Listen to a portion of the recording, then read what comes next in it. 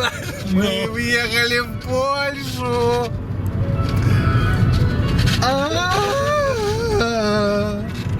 Что с тобой? Ты всю дорогу. Смотри, живец, уже по-польски написано. Мечтал, поздравляю. Вот это твоя Польша. Кто здесь? Бабушка, дедушка, прабабушка? Не знаю, какие-нибудь родственники остались. Ну вот она, твоя родина. Сейчас ты приедешь. Историческая, кровная. 3000. Скоро будет Краков. Может быть, где-нибудь в этой деревне лежат мои предки. Пращуры. Пращуры? Да. Конечно. Так, еще ловят. Ток, подождите-ка. Вернись. Где мои польские песни?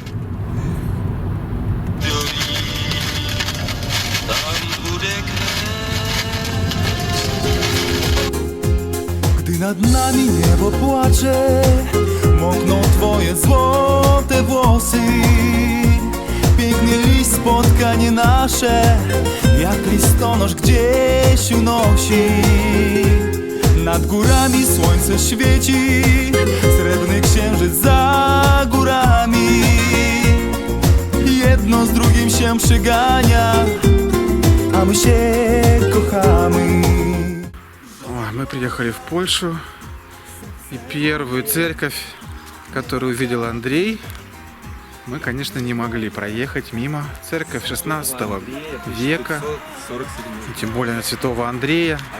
Представляете, она еще из дерева.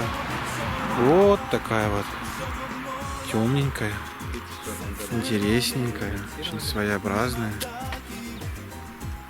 И что сказать? А еще здесь очень...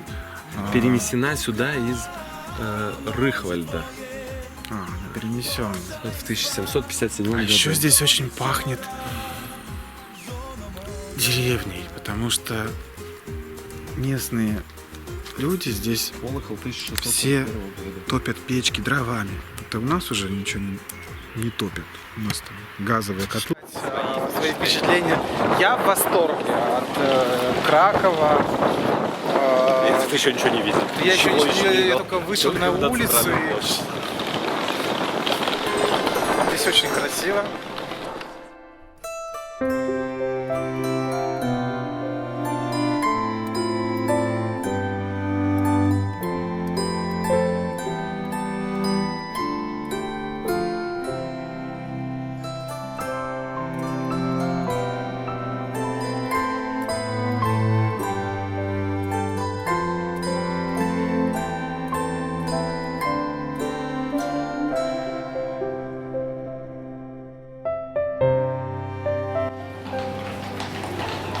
Главная улица города Кракова, торгового поселения, улица Гродска, соединяется с улицей Подзамче, Подзамковой, которая проходит прямо под замком.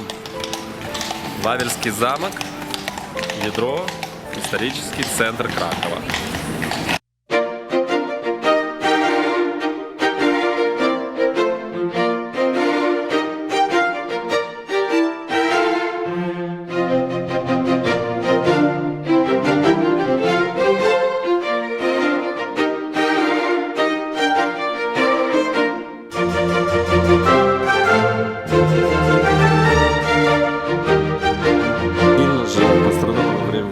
Много разрушено, там Краков спасли, как могли, Варшаву вообще стерли с лица земли, Краков вот сохранили.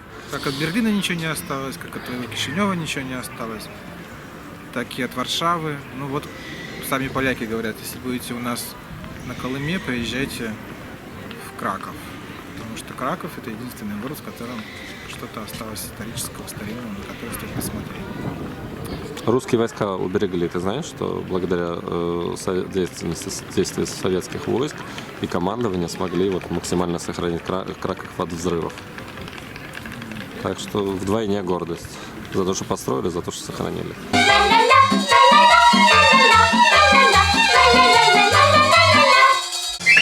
Ты думаешь, я просто так тебя привез в Краков? Вот просто так Да, погулять? потому что не получалось сложить путь, поэтому ты сюда... вот, ну ладно уж, конечно. не хотел. Да, вот так вот. конечно. Ну поехали. Ну, кроме того, что это один из моих любимых городов и один из самых красивых городов на свете. Между прочим, Краков был в числе первых объектов, включенных в список всемирного наследия ЮНЕСКо. Совершенно не случайно. В 70-е годы, когда создавали этот список, вот Краков был первым претендентом, и он был, там 12 всего объектов, сейчас 1200. Вот прямо перед нами, поворачиваем. Одна из старейших сооружений Польши и Кракова, ротонда, круглая церковь. Сейчас это большая церквушечка, это тоже святого Адальберта, как в Эстергоме. Мы только что были в большом соборе. Адальберт Пражский, почитаемый на просторах бывшей Австро-Венгрии, Великоморавской державы, получается, святых. И вот в честь него самая старая церковь в граде, в Кракове. Вот эта вот ротонда круглая, ее восточная часть. Она на апсиду похожа, на самом деле это так же ротонда, как и в Нитре. Вот мы ее смотрим и любуемся. Да, Евгений Николаевич. В том числе и поэтому. Ну, конечно, хотелось бы показать тебе Краков. Но работа прежде всего. Ротондочка.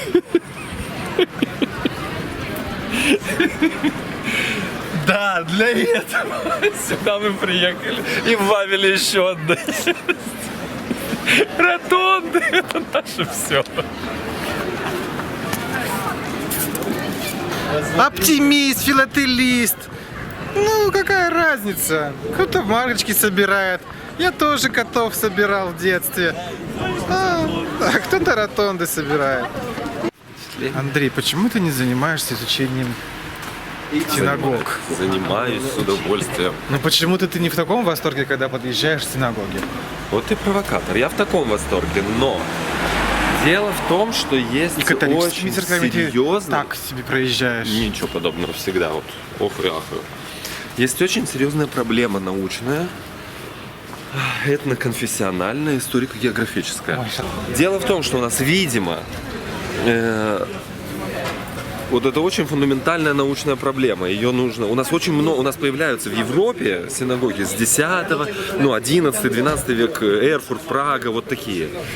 Дальше вот здесь Казимиш, вот здесь еврейский квартал, это 14 век. Здесь все есть, все уже понятно, все ясно. А вот предыдущая эпоха, как будто бы у евреев не было культовых сооружений.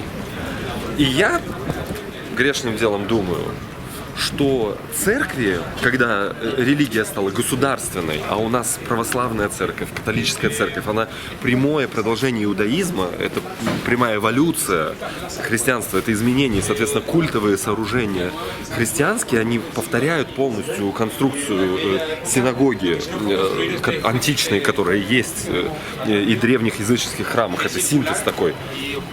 Я думаю, что церкви древние, которых у нас великое множество по всей Римской империи, по всем территориям, они выполняли эту же религиозную функцию. И тогда такого деления архитектурного, что это отдельно синагога, это отдельно церковь христианская, это еще там потом мусульманская мечеть, у нас, видимо, в какой-то период вот отсутствует. И всплеск строительства архитектурное еврейское у нас вновь появляется в средние века.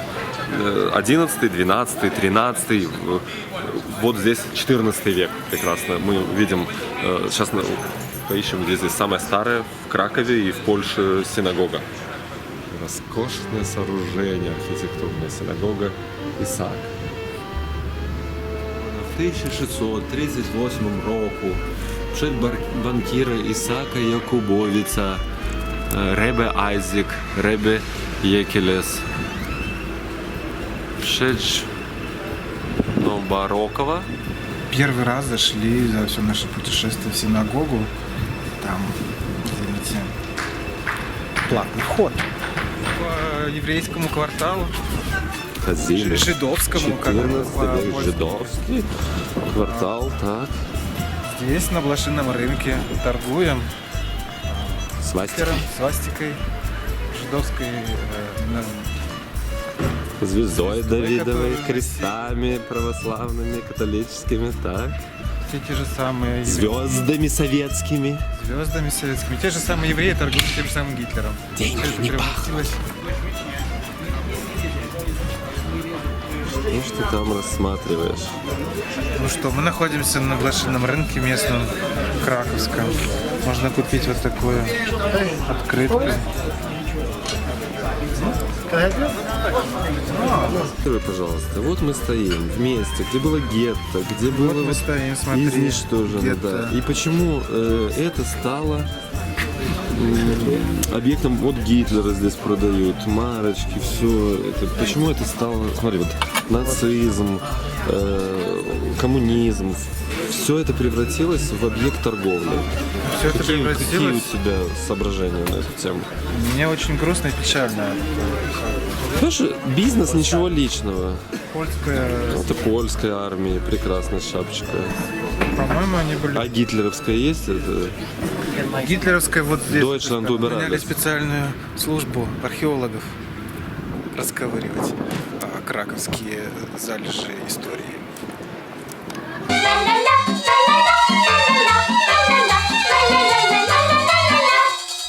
Удивляет меня вот этот шип-шип-шип-шип-шип-шип-шип. Вот этот польский язык. Ну, одна из моих догадок, когда эти были крестовые походы, все мужики взрослые уходили на войну, бить нас, русских, а с младенцами оставались старые беззубые бабки. Поэтому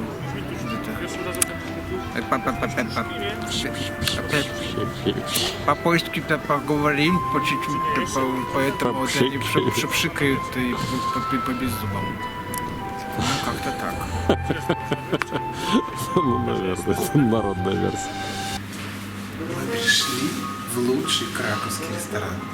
Национальной кухни. Здравствуйте. А можно у вас пообедать? English? Пообедать? English? Есть. Ясте? Okay. По-польски. Нет, говорите по-польски. Вы же польский ресторан? Yes. Ну, Евгений Николаевич, что вы там делаете такого интересного? Намазывая какое-то непонятно, что это. Так думаешь, это Малец. сало со шкварками? Зеленое сало, да. И поляк никогда не ел такой штуки. Я ел в корчме в Москве. Вот. То Украинское. украинское, а то тут Это то же самое. Это найдите 10 отличий называется. польское едло. Пробуй.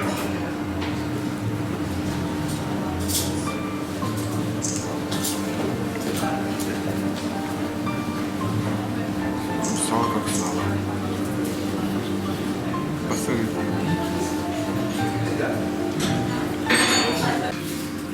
Нам что-то принесли. Журек и суп-рассол. Ну, У меня рассол. у тебя рассол. Ну, попробуем. Пока что это похоже на обычный куриный суп.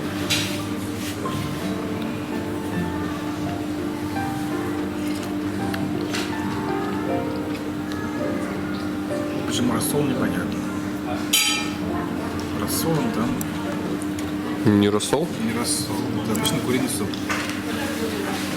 Вермишель. Это зама молдавская. Нет. Нет. Она кисленькая. А это? Сладенькая? Это обычный куриный суп.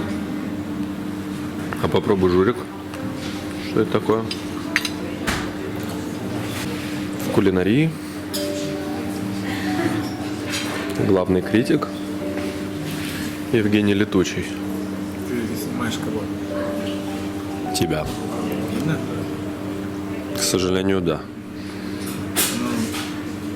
Что? Журик тебе не понравился?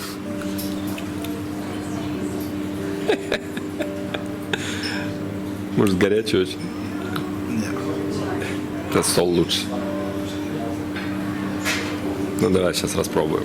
Андрей Артемович, сейчас начнем с рассола, потому что потом уже ничего не достанется.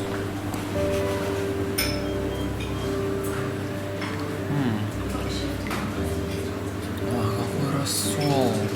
Какой тонкий. Боже мой, меня же самому противно. Я не играю, я сейчас был абсолютно идеальный. Тонкий, нежный такой ласковый вкус. Совершенно не похож ни на молдавскую заму.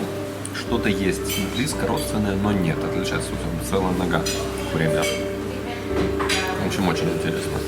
Сейчас мы съедаем журок. А журок это что-то такое? В общем, тут грибной суп, что ли? Это не грибной. А что же такое это вот белое?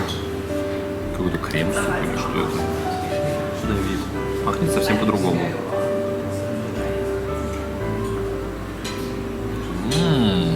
Это вообще по-другому. Вот мне очень нравится. Журок. Сейчас я все съем, а потом вам расскажу. 8 евро за куриный суп. Лапшу. По-моему. Ресторан с 1793 года. Хватит, это ходячая энциклопедия. Сюда можно идти только, если хочется посмотреть подвал. Да. Потому что стоимость еды, ну и исполнение, 900 рублей, 920 за 20 это охренеть просто. Ну, хоть что-то тебе не понравилось в Кракове. Ну, слава богу. Нет, просто если вы хотите поесть вкусно и недорого, то нужно идти там в какой-то... Хлопский ятл. В какой-нибудь во двор зайти, где нет туристов и в общем, общеизвестная информация. Хочешь поесть дешево, сворачивай с центральной улицы, там ешь. Да, все классически, как во всех туристических городах. Знаете, откуда пошло выражение «у каждого в шкафу свой скелет»? Вот специальный шкаф, в котором можно хранить. Ты готов исповедаться?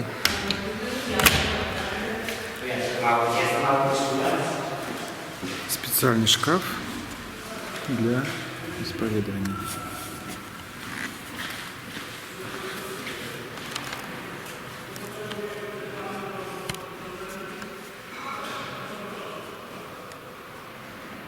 Я боюсь, что эта конструкция не выдержит твоей исповеди. Поэтому не будем рисковать. Ты сволочь. Посмотри, какие шедевры, какие полотна. Ах, посмотри, как сжигать Ведьма? всех людей Ведьма, на кострах. надо Так сжигать. ничего, да? Ах, Она- посмотри, она же посмотри. ведьма. Какая, кто ведьма? Все бабы ведьмы. Она просто ему не дала.